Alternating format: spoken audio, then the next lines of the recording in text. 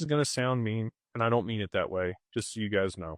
Unfortunately, most people that do have large amounts of XRP are going to end up like lottery winners. It's an inevitability. I can come on here every single night if I wanted to and talk about how to, wealth management and wealth preservation and family office and all the things we do with our clients. But inevitably, there are going to be at least 50% of those people, 25,000 people that come into 20, 30, 50 million dollars, $100 million that will be broke in 3 years.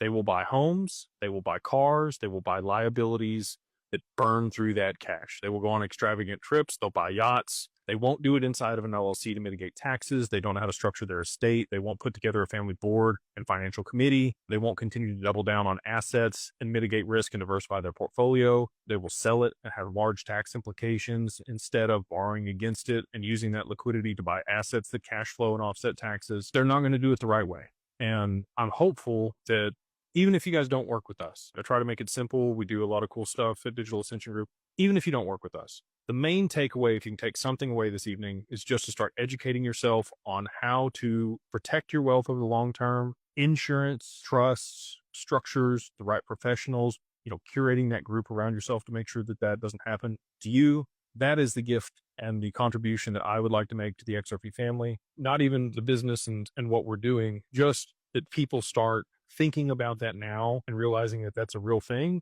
and trying to mitigate that risk for them and their family so that they do have this wealth over the long term and they don't burn through it. I can say this, most people that I meet with are not gluttonous. They're not egotistical, and they probably don't want moon boy Lambos and stuff.